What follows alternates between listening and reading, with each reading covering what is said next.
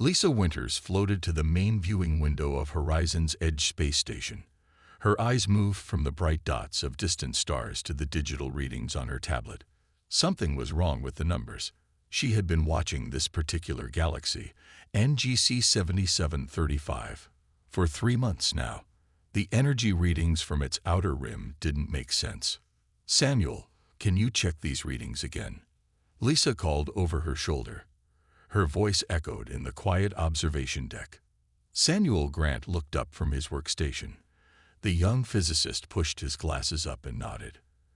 At 28, he was the newest member of their team, but his mind worked in ways that still surprised Lisa. "Running the numbers now, Commander," he said. His fingers moved quickly across the screen. "That's odd. The energy signature is 30% higher than yesterday." Olivia Patterson joined them, her dark hair pulled back in a tight bun. As the station's communication specialist, she usually didn't concern herself with astronomical anomalies. But the worried look on Lisa's face caught her attention. "What are we looking at?" Olivia asked. Lisa pointed to the distant smudge of light on the viewing screen. "That galaxy there. Something's happening to its outer systems. We've been tracking unusual energy spikes for weeks, but now it looks like those systems are gone." Samuel finished. "Just gone." The three of them stood in silence, watching the screens as more data came in. What had started as an interesting anomaly was quickly becoming something much more serious. Could it be equipment failure? Olivia suggested hopefully. Lisa shook her head. 3 different systems showing the same readings? Not likely. She tapped her communication badge. "Control, this is Commander Winters. I need a direct line to Earth Science Authority. Priority 1. Within an hour, the quiet observation deck had turned into a hub of frantic activity. Scientists from other parts of the station crowded around screens, arguing about the data. Armed with new readings from Earth's more powerful telescopes, the picture was becoming clearer and more frightening. "It's spreading," Samuel said quietly to Lisa. "Whatever this is, it's consuming star systems like a fire moving through dry grass." Lisa nodded grimly. On the main screen, they had created a time-lapse of the past 3 months. A wave of energy was visibly moving through the distant galaxy, leaving nothing behind. Systems that had been bright points of light simply vanished after the wave passed. "Commander Winters," a voice called from the communication station. "Earth Science Authority is calling it the burning. They want hourly updates and full analysis of all data we've collected." Lisa turned to her team. "Olivia, I need you to set up a dedicated communication protocol. Samuel, work with the physics team to analyze the energy signatures. We need to understand what we're looking at." As the team dispersed to their tasks, Lisa stayed by the window. The galaxy was barely visible to the naked eye from this distance, just a smudge of light among countless others. Yet something terrible was happening there. Entire civilizations might be dying while she watched. Her tablet beeped with a new message from Earth. The government was forming a special task force, and Horizon's Edge would serve as the front line of observation. Lisa had been named lead researcher. "Commander," Samuel called from across the room. "I've been running some preliminary calculations on the spread rate." Lisa joined him at his workstation, and Samuel's face was pale. "If this thing keeps accelerating at the current rate, and if it can travel between galaxies, how long?" Lisa asked, her voice steady despite the dread building inside her. "Years, not centuries like we initially thought." "And, Commander," Samuel hesitated, "there's something else. The pattern of spread isn't random. It's almost like..." "Like what?" "Like it's being directed. Like something is making choices about where to burn first." Lisa looked back at the distant galaxy, now forever changed in her eyes. What had begun as an ordinary day of space observation had turned into the first chapter of what might be humanity's greatest challenge. And somehow, she knew this was only the beginning of the fire. 6 months passed. The observation room of Horizon's Edge had changed. New equipment filled every corner. Scientists worked in shifts around the clock. Dark circles underlined Lisa's eyes as she studied the latest data on the burning. The phenomenon had consumed nearly a third of Galaxy and GC 7735 now. "Commander Winters," Olivia called from her station. "We're receiving something strange." Lisa moved to Olivia's side. "What is it?" "Signals. Not natural. They're structured, repeating." Olivia's fingers moved across her screen, adjusting parameters. "These are transmissions, Commander, from inside the affected galaxy." Lisa's heart beat faster. "Are you sure?" "Positive. Multiple sources, different patterns." Olivia looked up. "Someone's out there, and they're broadcasting." Within hours, Lisa had assembled a special team. Eric Miller joined them from Earth. The thin, quiet man was the best cryptographer in the solar system. He had decoded signals from Jupiter's unusual radio bands that turned out to be reflections of Earth's own transmissions, distorted by the gas giant's magnetic field. If anyone could make sense of alien communications, it was Eric. "The signals are degrading," Eric explained after 3 days of work, "like someone shouting while running away from danger." Samuel enlarged a simulation on the main screen. "The sources are all ahead of the burning's advance. Once the wave reaches a star system, all signals stop." "Have you decoded anything?" Lisa asked. Eric nodded slowly. "Not words, exactly, but sequences, mathematics, universal language." He pulled up a series of diagrams. "This repeating pattern shows a wave moving through space, then structures, likely planets or stations, disappearing. They're documenting what's happening to them," Olivia said quietly. "Yes," Eric agreed, "but there's more. Look at this sequence." He showed another pattern. "This indicates acceleration. The burning is moving faster than when it started." Lisa felt cold despite the room's controlled temperature. "So our original estimates are wrong." "By a lot," Samuel confirmed. "At this rate, it could reach our galaxy within decades, not centuries." The news hit everyone hard. Lisa watched her team process the information, saw the fear in their eyes. But they were scientists. They would face facts. "There's something else in the signals," Eric said, breaking the silence. "Something deliberate." He displayed a new set of patterns. "This doesn't describe the burning. This is different. See how it repeats exactly. This is a message specifically broadcast to nearby galaxies." "A warning?" Lisa asked. "Or a call for help," Olivia suggested. Eric worked throughout the night. By morning, he had pieced together more of the alien transmissions.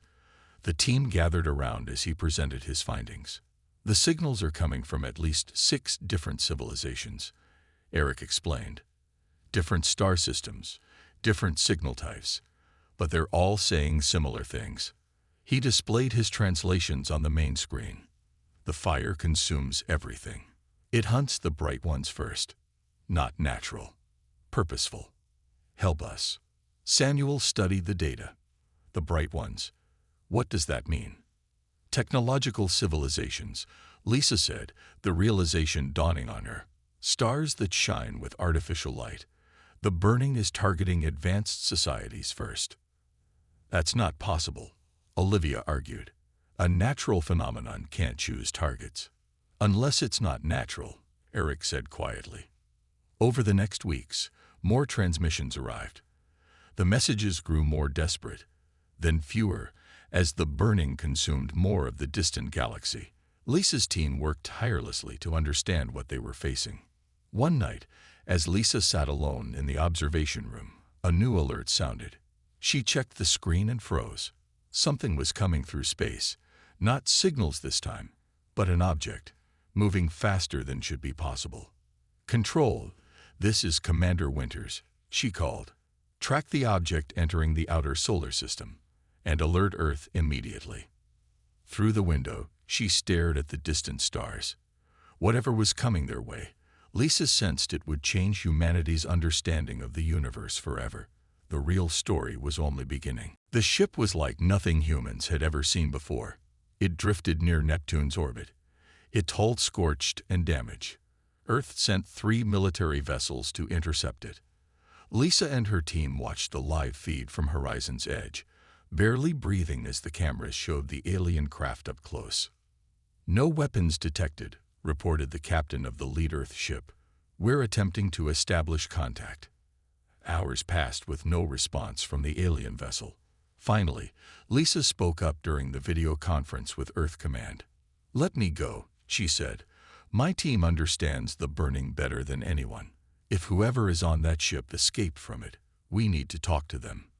General Frank Holland frowned on the screen. His weathered face showed deep lines of worry. "Too risky, Commander Winters." "With respect, sir, we don't have time for caution. That ship traveled between galaxies to get here. Whatever information it carries could be vital." 2 days later, Lisa floated through the airlock of the alien ship. Samuel and Eric followed behind her. All 3 wore protective suits, though air readings showed the atmosphere inside was surprisingly similar to Earth's. "Stay alert," Lisa reminded them. "We're here to make peaceful contact." The inside of the ship was strange. The walls seemed to shift colors slightly as they passed. Lights glowed from no visible source. They moved deeper into the vessel, following a corridor that curved gently upward. "I think we're being watched," Samuel whispered. Lisa nodded. She had the same feeling. "Hello," she called out. "We come as friends." A soft sound came from ahead, something between a hum and a whisper. They rounded a corner and stopped. A figure stood there. The alien was humanoid, but clearly not human. Tall and slender with pale blue skin that seemed to shimmer. Large eyes dominated a face with minimal features, no visible nose. Just small slits, a thin line for a mouth. The being wore something like a silver bodysuit that moved with its form. "Hello," Lisa said, keeping her voice calm despite her racing heart. "My name is Lisa Winters. We received your signals about the burning." The alien tilted its head. Its eyes blinked, 3 eyelids sliding horizontally rather than vertically. Then it raised a 6-fingered hand and made a complex gesture. Eric stepped forward. "It's trying to communicate." Over the next few hours, they established basic communication. The alien used a device on its wrist to project symbols into the air. Eric worked frantically to interpret them, connecting patterns to the transmissions they'd received earlier. "Her name is Scalara," Eric finally announced. "At least, that's the closest I can translate. And she's alone, the last survivor of her ship." Through painstaking exchanges of symbols and gestures, they learned more. Scalara's civilization had been studying the burning for decades before it reached them. They had sent ships in multiple directions, hoping some would reach other galaxies with warnings. "Ask her what the burning is," Lisa instructed Eric. The question seemed to cause Scalara distress. Her skin darkened slightly, and her thin fingers trembled as she created new symbols. "She says it's alive," Eric translated slowly. "Not alive like us, but aware. It consumes energy and matter, converting it to something else. And it hunts." "Hunts what?" Samuel asked. More symbols appeared. "Technology," Eric read. "It targets worlds with advanced technology first, as if it can sense them." Back on Earth, military leaders met to discuss the alien visitor. General Holland led those who viewed Scalara as a potential threat. "We should contain her," he argued. "Study her, yes, but in a secure facility. For all we know, she brought the burning with her." Lisa stood before the gathered officials. "Scalara risked everything to warn us. She's our best hope for understanding what we're facing. I request permission to continue working with her directly." As debates raged, Lisa knew one thing for certain. Humanity's understanding of its place in the universe had forever changed. They were not alone, and they were not safe. Lisa's team had grown. They now worked from a special facility on Earth, built specifically to study the burning and work with Scalara. The alien had adapted to Earth gravity with surprising ease. She now wore human clothes, though they had to be specially made for her tall, thin frame.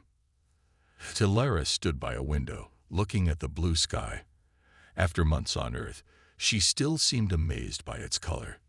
Lisa approached her with a tablet in hand.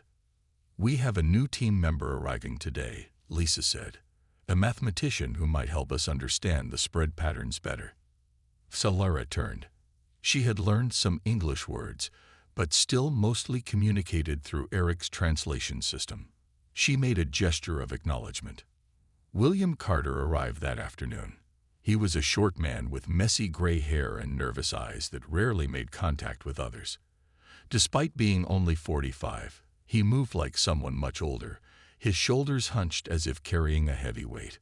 "I've reviewed all your data," he said without introduction. "Your time estimates are wrong." Lisa frowned. "We calculated 50 to 60 years before the burning reaches our galaxy." William shook his head.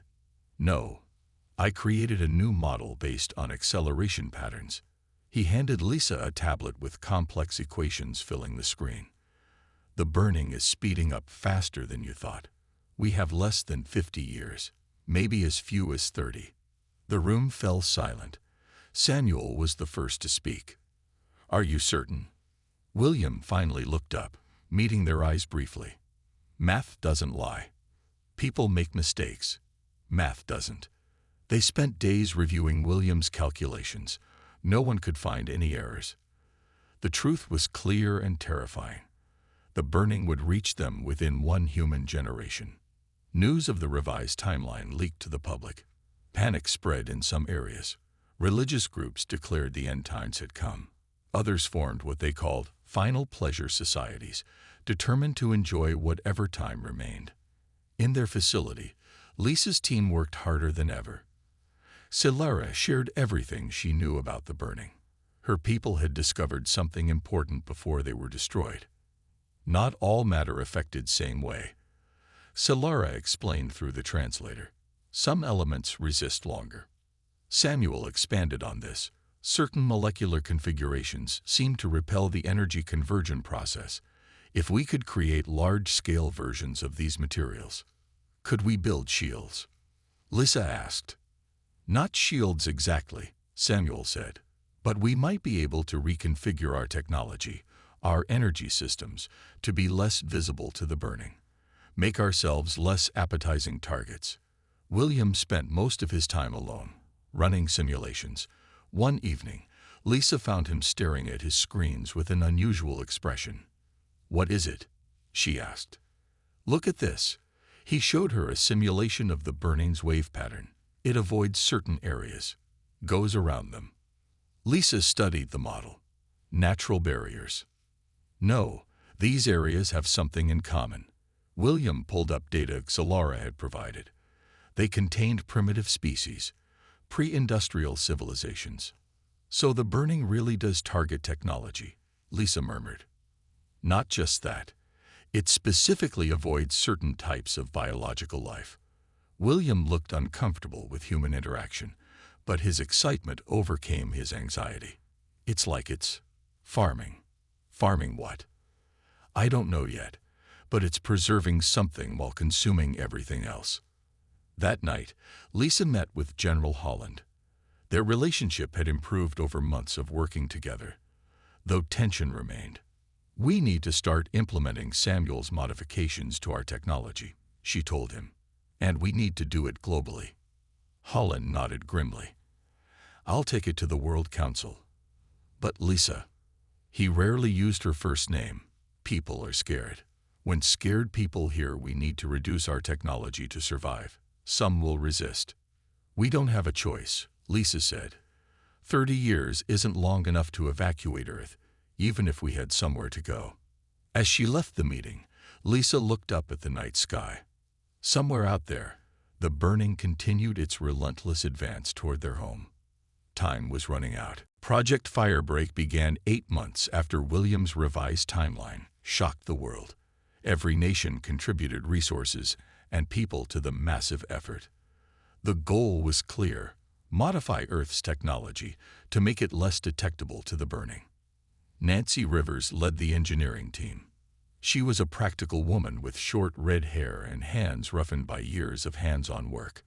Unlike many of the scientists, Nancy preferred building things to theorizing about them. "Theory is fine," she often said, "but hardware doesn't lie." Lisa watched as Nancy tested a new power system in the main lab. The device hummed quietly, giving off much less electromagnetic radiation than standard power sources. "Will it work?" Lisa asked. Nancy wiped her hands on her work pants. "This small unit? Sure. Scaling it up to power cities, that's the challenge."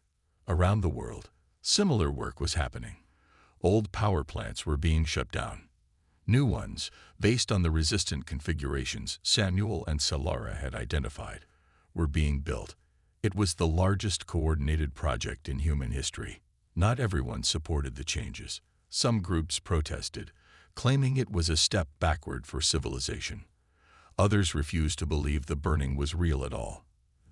They called it a hoax created to control people. In a private room, Solara showed Lisa something she had kept hidden until now.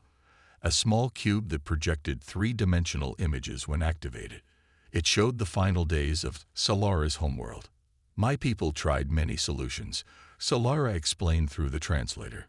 "This one almost worked." The images showed structures unlike anything on Earth, curved buildings that seemed to phase in and out of normal space. "Dimensional shelters," Solara said. "Places between normal space. The burning could not reach there." "But something went wrong?" Lisa asked. Solara's skin darkened in what Lisa had come to recognize as sadness. "Energy requirements too great. Shelters collapsed." Lisa brought this information to the team. William was particularly interested. "This matches a theory I've been developing," he said, showing equations on his tablet. "The burning exists in normal spacetime, but if we could create a partial phase shift, like hiding in the spaces between seconds," Samuel suggested. "Precisely." As they discussed this new possibility, an alarm sounded throughout the facility. General Holland rushed in, his face grim. "We have a situation," he said. "I need to speak with Commander Winters." Alone. In Holland's office, Lisa learned the truth. A coalition of military leaders from several countries had formed a secret group. They believed control of the new technologies was more important than global cooperation. "They're planning to seize the main research facilities," Holland explained, "including this one. Tonight." "You're part of this?" Lisa asked, her voice cold. Holland shook his head. "No. I got wind of it and came to warn you." "But Lisa, they have a point. If some survive and others don't, who decides? The scientists? Politicians?" "This isn't about control," Lisa said firmly. "Either all of humanity survives, or none of us will. The burning doesn't care about our borders or power struggles." That night, as Lisa's team worked to secure their research, Nancy approached with a new idea. "I've been thinking about what Solara showed you," she said. "Those dimensional shelters failed because they needed too much power. But what if we don't try to create complete shelters? What if we just create a thin boundary layer around our technology?" Lisa considered this, like a partial phase shift. "Exactly," Nancy nodded. "Not trying to hide completely in another dimension, just enough to mask our energy signatures." As they discussed the possibilities, security alerts flashed on the screens. Armed forces were approaching the facility from multiple directions. "Time's up," General Holland said, entering the room. "We need to move. Now." Lisa looked around at her team. Human scientists working alongside an alien refugee, all trying to save their world from a threat most people couldn't even comprehend. Whatever happened next, she knew their work was humanity's best hope. "Take everything we need," she ordered. "Project Firebreak continues, no matter what." 3 days after their escape from the facility, Lisa's team set up in a new location. An old observatory high in the mountains, far from cities, became their base. General Holland had helped them escape, and now worked openly with them. His military connections provided protection and resources. While testing modified technology in a small lab, Samuel made a strange discovery. The equipment readings kept changing when different people entered the room. "Commander Winters, could you come back in here?" Samuel called through the doorway. Lisa entered the lab again. Samuel pointed to his instruments. "Watch the readings." As Lisa stood near the test equipment, the energy patterns shifted. When she moved away, they returned to normal. "It happens with everyone. But the pattern is different each time," Samuel explained. "Something about human presence affects the energy field." They began testing this effect. Everyone on the team took turns standing near the equipment while Samuel recorded the results. William analyzed the data, looking for patterns. "This is fascinating," William said, his typical social awkwardness forgotten in his excitement. "Each person creates a unique energy signature, but there's something common to all humans that's different from Solara's readings." Lisa called in Paul Green, a neurobiologist who had joined their team recently. Paul was a tall man with a calm manner that helped balance the often tense atmosphere of their work. "Could this be related to brain activity?" Lisa asked him. Paul studied the readings. "Possibly. The human brain generates its own electromagnetic field. Let me run some tests." For the next week, Paul attached sensors to team members while Samuel measured the energy effects. They discovered something remarkable. "It's consciousness," Paul announced finally. "Human consciousness creates a unique energy pattern, and this pattern seems to repel the same energy signature we've detected from the burning." Lisa looked at the data, hardly believing what she was seeing. "You're saying human minds can fight the burning?" "In small-scale tests, yes," Paul confirmed. "The effect is minor for one person, but it seems to increase exponentially when multiple people are present." Solara studied their findings with great interest. Through the translator, she expressed something between surprise and awe. "My people had stories," she said, "tales of ancient species whose minds could shape reality. We thought they were myths." William ran calculations on the potential effect if scaled up. "If we could somehow amplify this consciousness field and project it globally, we might not just hide from the burning," Samuel finished. "We might actually repel it." General Holland looked skeptical. "You're talking about using human minds as weapons." "Not weapons," Lisa corrected. "Shields. Our consciousness naturally creates a field that the burning seems to avoid. We just need to make it stronger." Nancy tackled the engineering challenge. How could they amplify human consciousness on a global scale? She worked with Paul to design devices that could detect, strengthen, and broadcast the unique energy pattern. "The prototypes are ready," Nancy announced after several weeks of work. "But we should test them carefully. We're dealing with people's minds here." The first test used volunteers from their team. 10 people sat in a circle, each wearing a small device Nancy had created. The devices linked their consciousness fields together, amplifying the effect. When activated, the combined field was visible as a slight shimmer in the air. Test objects placed within this field showed resistance to the energy patterns that mimicked the burning. "It works," Samuel whispered, staring at his readings. Solara approached the field cautiously. She reached out one 6-fingered hand and touched the shimmer. Her normally calm expression changed to one of wonder. "This is the power told in our oldest stories," she said. "The mind light that holds back darkness." Lisa watched as the team celebrated their breakthrough. For the first time since discovering the burning, she felt real hope. Humanity might have found its greatest weapon against the cosmic threat, not in technology, but in the unique properties of human consciousness itself. But implementing this solution globally would present challenges they had not yet begun to face. 2 months after the breakthrough, the first community-wide test began in a small town called Riverdale. 5,000 people agreed to try the consciousness amplification technology. Nancy's team had created small devices that looked like wristwatches for everyone to wear. Lisa stood on a hill overlooking the town as the test started. Samuel and Paul monitored readings beside her. "Activation in 3, 2, 1. Nancy counted down over the radio. A visible shimmer appeared in the air above Riverdale. It started as small points of light. then spread and connected until a dome-like field covered the entire town. "It's working," Samuel said, his voice filled with awe. "The field strength is 10 times what we achieved in the lab." Paul studied his brainwave monitors. "The synchronization effect is stronger than we predicted. People's consciousness patterns are aligning naturally." This discovery led to an important change in their approach. The technology was not creating the protective field. It was only helping people focus their minds in the same direction. The real power came from human consciousness itself. Lisa shared this news with world leaders. "We don't need to rebuild all our technology. We need to unite human minds." Not everyone accepted this solution. Groups formed to oppose what they called mind control technology. They feared the devices would change human nature. "We won't be ourselves anymore," one protest leader argued on global news. "These scientists want to turn us into a hive mind."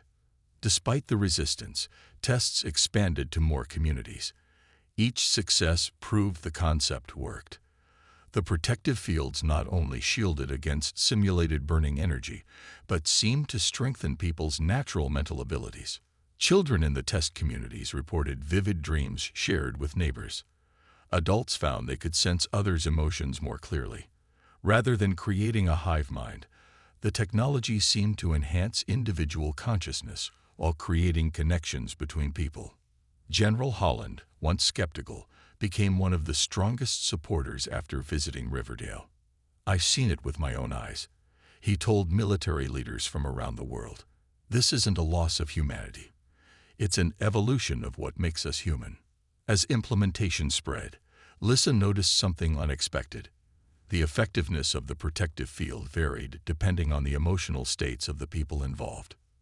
"Fear weakens the field," Paul reported after analyzing data from different communities.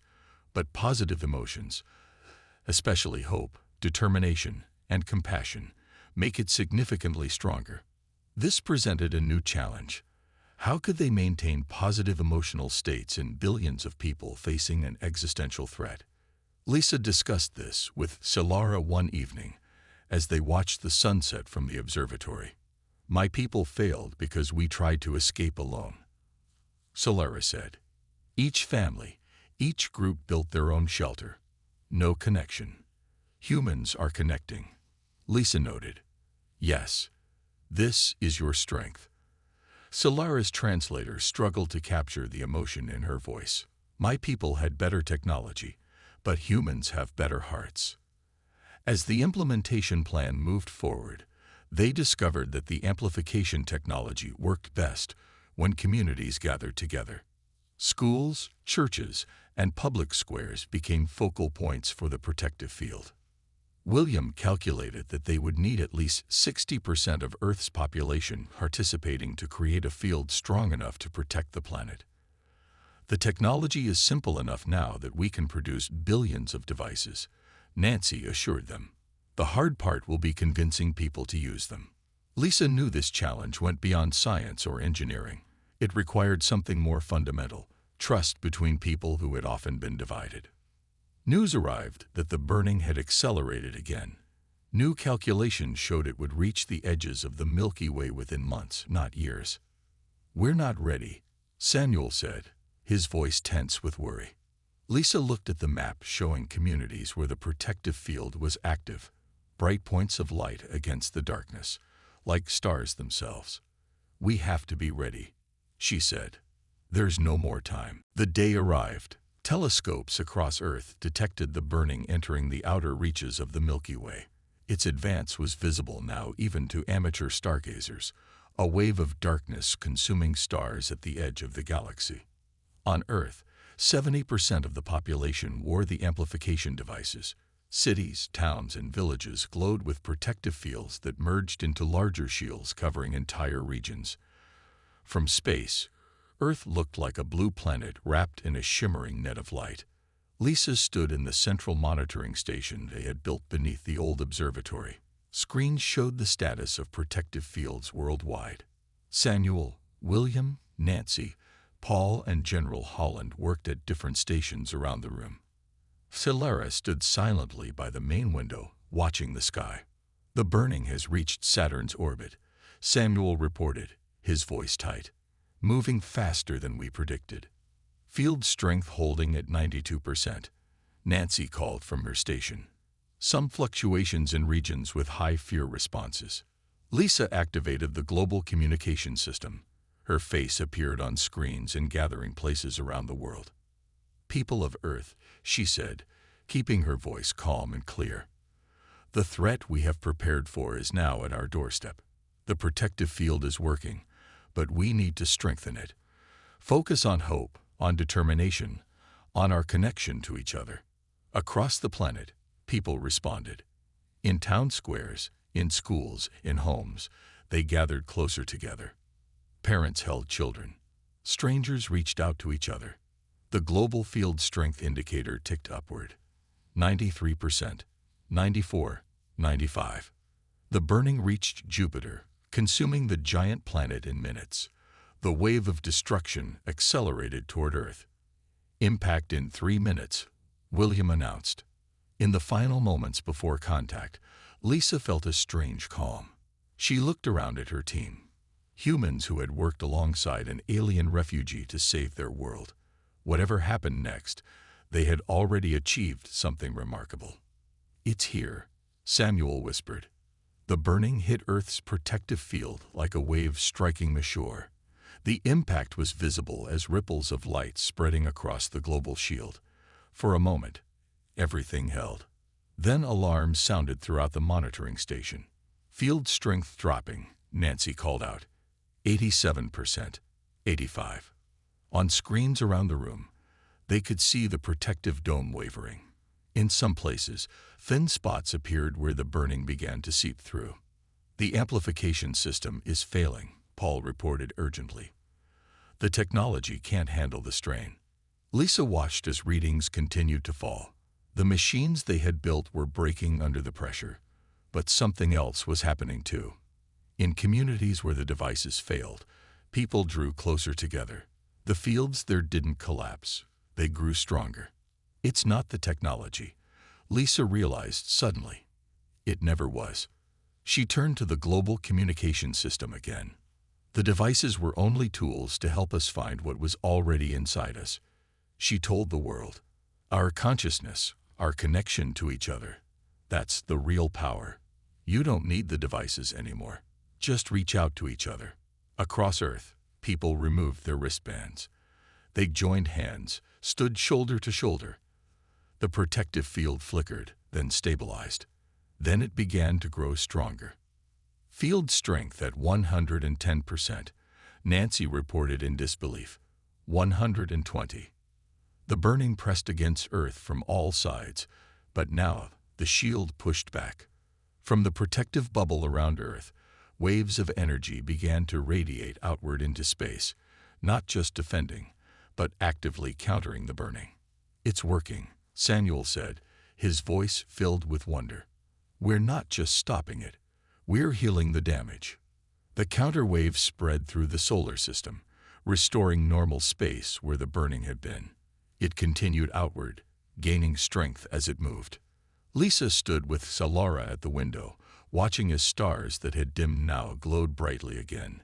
"Your people have power my people never found," Salara said softly, "not in technology, but in hearts that connect."